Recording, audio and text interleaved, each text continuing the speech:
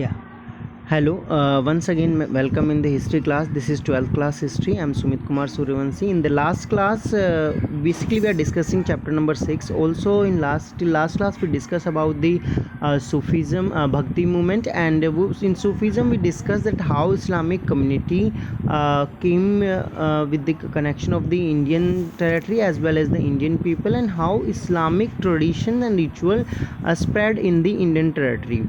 But it was not only every religion have kind of the reforms. We can't say that it was only Hinduism who faced the reform, or there was a change in Hinduism after the when Islamic people came to India. In Islamic community we also found a different ideology which is named as Sufism. What was Sufism? So basically today we are going to discuss the growth of Sufism. The first is group of the religious minded people. That was we are talking about the early century of the 12th. So there was a different group of a different ideology which is supposed to known as the religious minded people. They was having belief in asceticism and mythism. Means asceticism is self discipline, that you supposed to follow certain kind of the rules when you are following the devotion. Second, mysticism is absorption of into the deity, that if when you will die, that your soul will be mingled with the deity. That was the basic two idea, that first you have to follow the self discipline. Second, after the death your soul will be absorbed by the your certain deity. So that was the basic idea of the Sufism.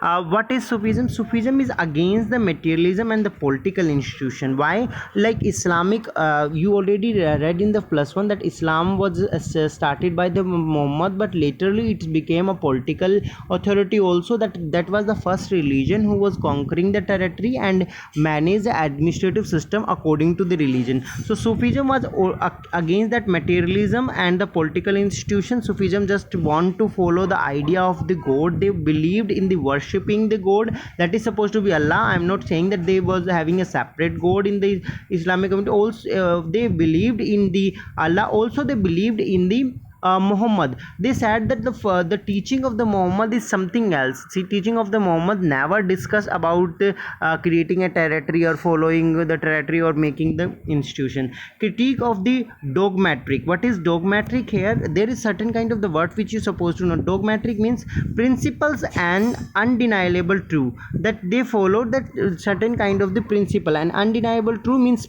the god is undeniable true. No one can deny the god. Everyone have to accept the god. That was the idea of Sufism. Definition and scholarist method of interpretation, that Sufi people believe that these kind of the definition is supposed to be there, and they supposed to follow the method of the interpretation. Means whatever there is written according to Muhammad, they interpret that according to their personal experience. Okay, their interpretation was totally based on their personal experience. So we can say that the Sufi people was having a different group of the people which was having a different ideology in Islamism. What was the ideology? That they believe in the self discipline. They believed that the soul will be merged with the deity at the last. Also they criticize the dogmatic, means the undeniable truth, that they whatever the related to the political institution, and that they always denied the idea of Quran. Okay, and also the Sunnah tradition. They never adopted that theology, because they believe that Allah is equal, and what is the purpose of worship? You supposed to follow the command of the god. Okay, and for following the command of the god, you supposed to follow the basic ethic. Means whatever given by the Prophet Muhammad, you supposed to follow that. And they interpret the idea of Muhammad according to their personal experience. What I emphasize on seeking the celebration through the intense devotion, कि पूरा का पूरा devotion उनको कहीं ना कहीं अपने god के प्रति दिखाना है. Love of the god and interpretation the Quran according to the personal experience. तो सूफी जो ऐसे लोग थे जो बिलीव करते थे एक सेपरेट आइडियोलॉजी में. उनका मानना था सेल्फ डिसिप्लिन होना चाहिए, भगवान में पूरा बिलीव था. उनको एम्फेसाइज करते थे भगवान के ऊपर, भगवान के प्यार में. एंड वो मानते थे कि जो ये पॉलिटिकल इंस्टीट्यूशन वगैरह क्रिएट किया जा रहा है इस तरह का नहीं होना चाहिए. सिर्फ वर्शिप से सिर्फ गॉड का ही कनेक्शन होना चाहिए. लिटरली अब इसमें नेक्स्ट टॉपिक हमारा क्या, खानकाज एंड सिलसिला. So it was 11th century when the Sufism evolved in the as a developed movement, and many of the people came to the scenario in that. So 11th century developed a movement with the body of literary and Quranic studies and Sufi practice. After the 11th century, there was a totally different ideology presented by the Sufi people. Different means different from the orthodoxical Islamic tradition. Okay, it was community around the Khanka. So what was Khanka? Basically, Khanka is a Persian word which is Khanka controlled by a teaching master. Okay, so Khanka क्या होता है? Basically एक group of people है, ठीक है, एक institutionally group of people जिसमें जो लोग हैं वो रिलीजन के प्रति डिस्कशन एंड डिबेट करते हैं, डिस्कशन रिलीजन के बारे में आइडिया जो है डिस्कस करते हैं. उनका जो लीडर होता था, उस लीडर को हम क्या बोलते थे? बेसिकली शेख बोलते थे, ठीक है. शेख जो है वो बेसिकली जो अपने डिसाइपल्स हैं, जैसे मैंने इसमें एक पिक्चर भी दिखा रखी है, इसमें कैसे एक शेख बैठे हैं और ये जो सारे डिसाइपल हैं इनको टीचिंग की जा रही है. तो बेसिकली खान का एक ग्रुप ऑफ पीपल आप कह सकते हैं, एक ऑर्गेनाइजेशन कह सकते हैं, जो पर्टिकुलरली किसी प्लेस पे भी हो सकती है, सेपरेटली ऐसे भी हो सकते हैं. सो वो लोग क्या थे, उनमें आपस में डिस्कशन डिबेट होती थी. उसमें जो मास्टर होते थे, जो शेख होते थे, वो टीचिंग करते थे, यानी रिलीजन के बारे में टीचिंग करते थे.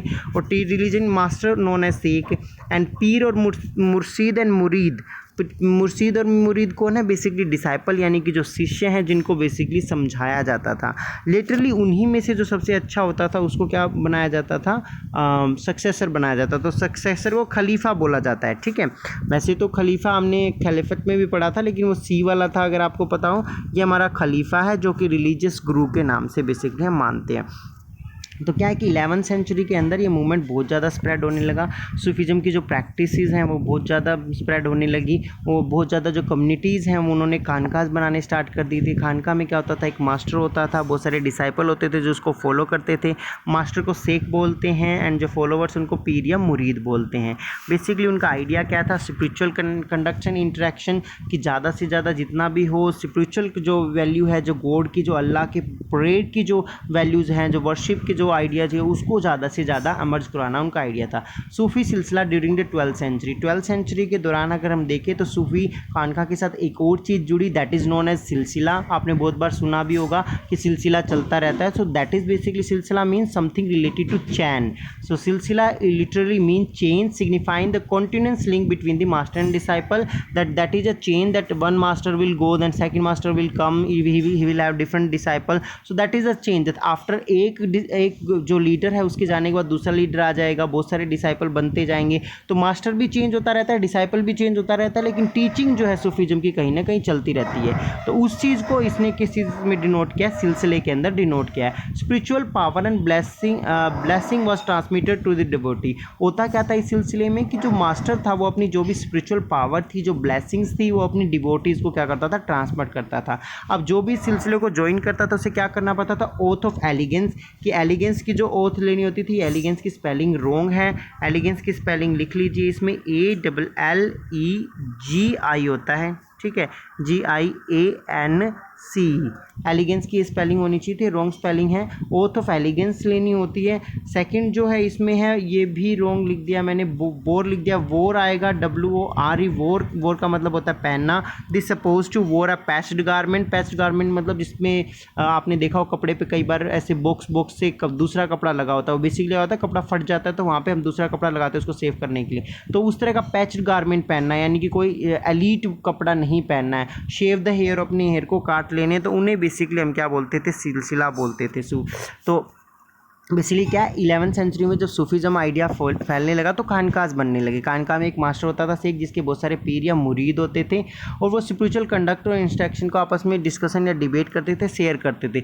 उसी में से एक सिलसिला निकलने लगा. सिलसिला का मतलब क्या था कि जो मास्टर और डिसाइपल है वो लोगों को पढ़ाने लगे, स्पिरिचुअल आइडिया देने लगे, डिवोटीज़ को समझाने लगे, और कुछ आइडिया भी बनाया गया कि एक ओथ ऑफ एलिगेंस लेना ज़रूरी है, पैच्ड गारमेंट पहनना ज़रूरी है, अपने हेयर्स को सेव करना ज़रूरी है. ये कुछ आइडियोलॉजी बनने लगी थी.